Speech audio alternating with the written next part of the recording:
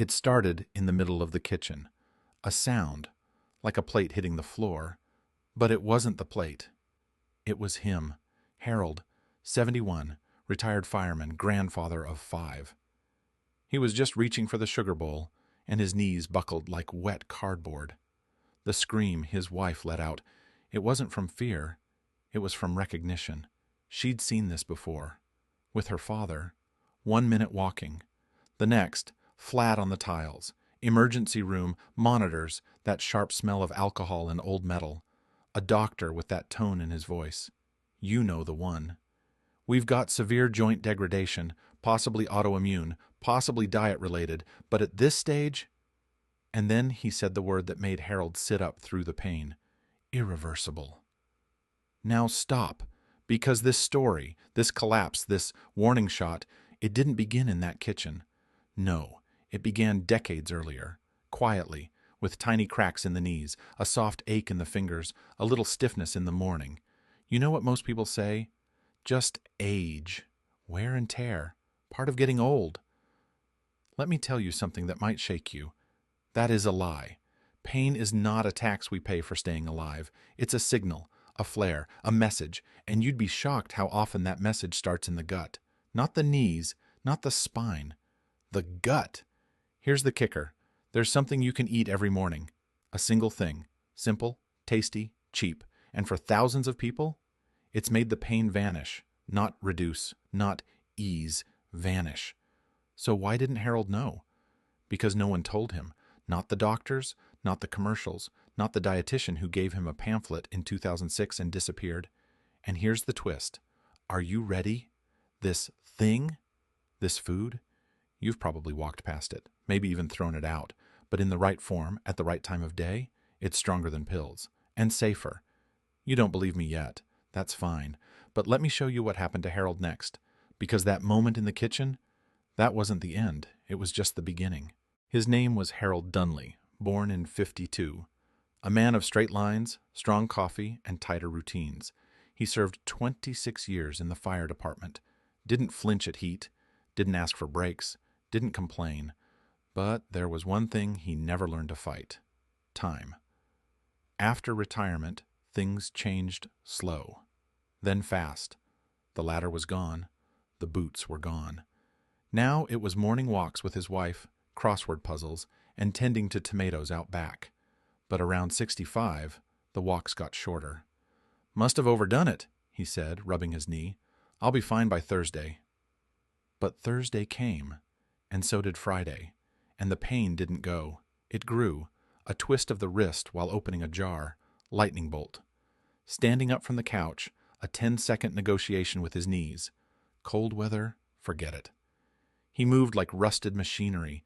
He tried the usual suspects, ibuprofen, heat patches, knee braces. Nothing worked for long, and everything came with fine print and side effects.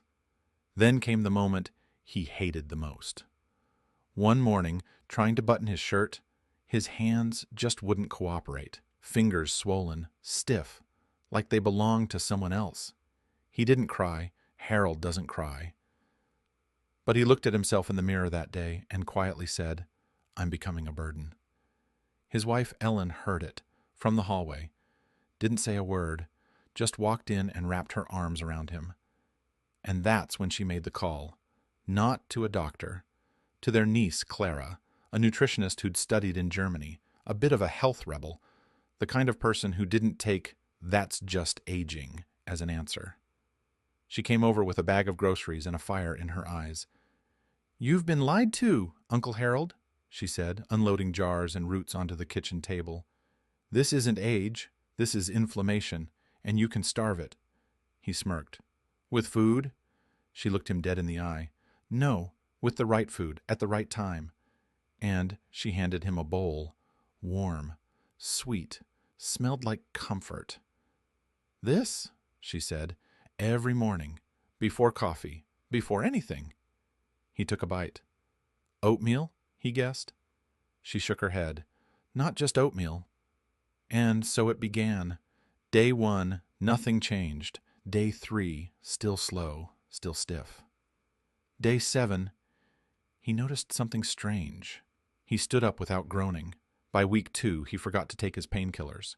By week 4, he was weeding the garden. On his knees, on his knees. And one morning, a full month in, Ellen woke up and found Harold not in bed, but outside, jogging, slowly but jogging. He came back in, flushed and grinning. "It's like someone oiled my joints," he said. "I don't get it. I haven't felt like this in 10 years. Clara smiled. "You gave your body what it's been begging for." Now here's the wild part. It wasn't some exotic superfood from the Himalayas. It wasn't a magic pill or a 12-step protocol. It was something simple, familiar, but it only works when you do it a very specific way. And once you understand why, you'll never skip it again. Let's break this down, because what happened to Harold, it wasn't a miracle. It was chemistry, real, measurable, and happening in you right now. But first, I want you to picture something. Imagine your joints like door hinges, strong, mechanical, made to move. Now, imagine pouring sticky syrup into those hinges every day. What happens? They squeak, they stiffen. Eventually, they stop moving altogether.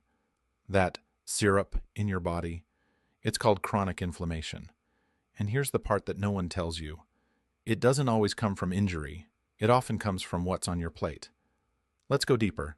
Your immune system is like a fire crew. Harold would appreciate this. When there's a problem, it rushes in, heals the damage, then goes back to rest.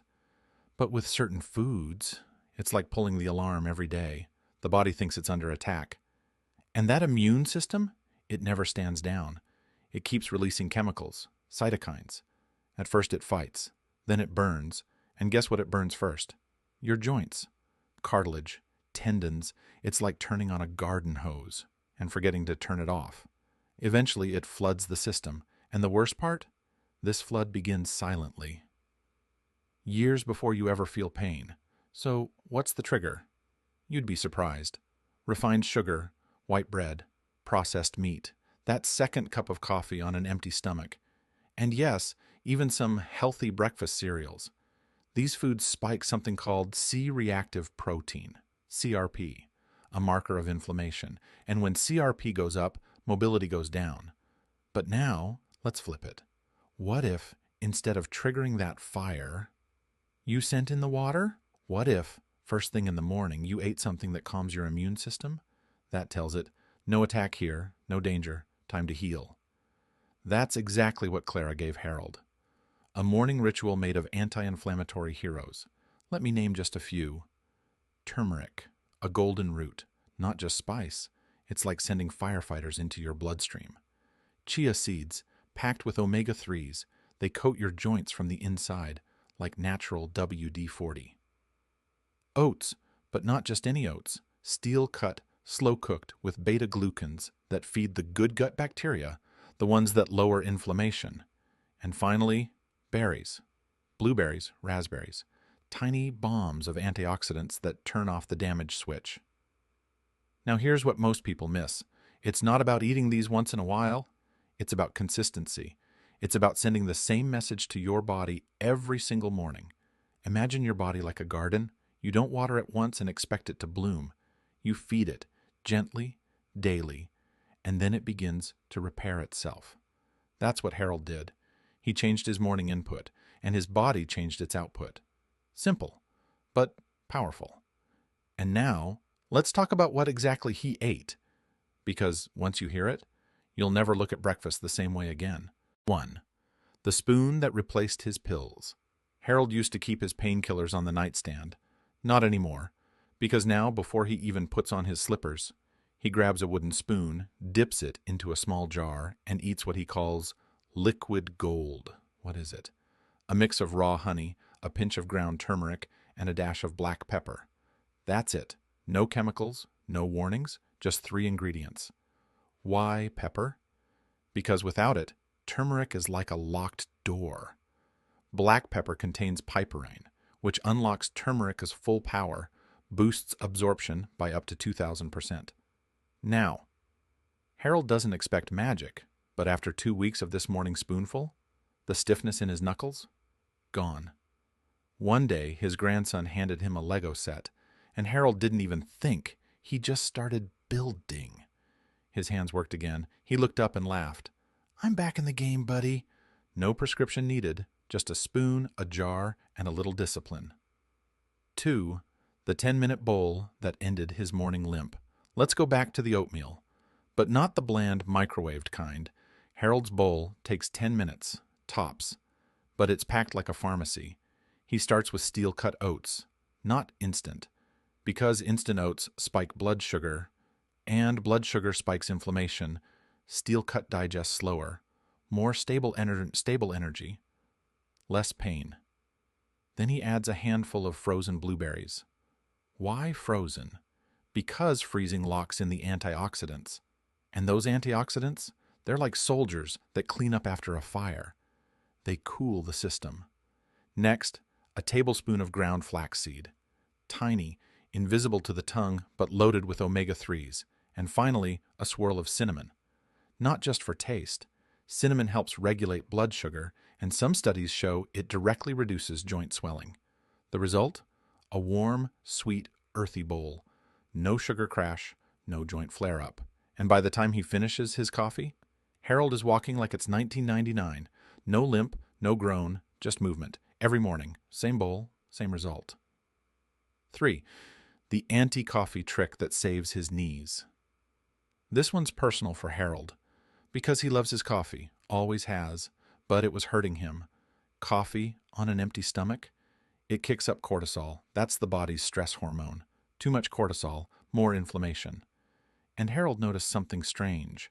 When he drank coffee before eating, his knees ached more by noon. Clara explained it like this. Coffee is like gasoline, great for energy. But pour it on an empty system, you burn the engine. So Harold flipped the order.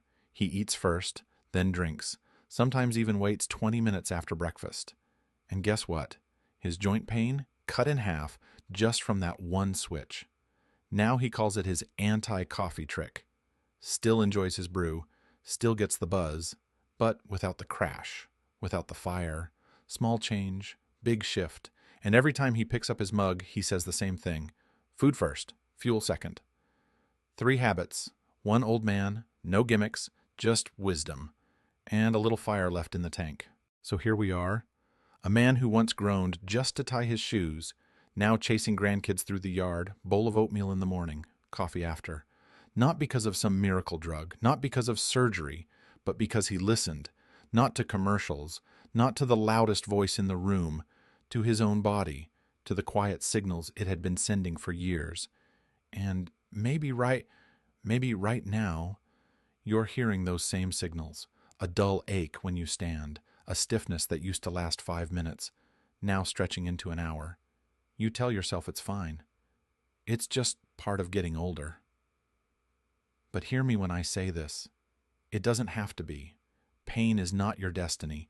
It's not your punishment. It's not your price for a full life. It's your invitation to change something, to reclaim something, to fight for the body that's carried you this far and still has so much left to give. You're not broken.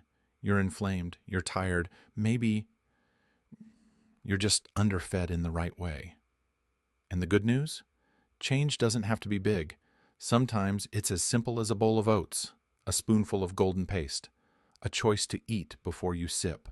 Little hinges swing big doors, and right now that door is cracked open for you. So tomorrow morning when you wake up, don't reach for the painkillers, reach for your kitchen. And remember Harold, not because he was special, but because he chose to stop hurting before it was too late. You can too, one bite at a time, one morning at a time. You're not done yet.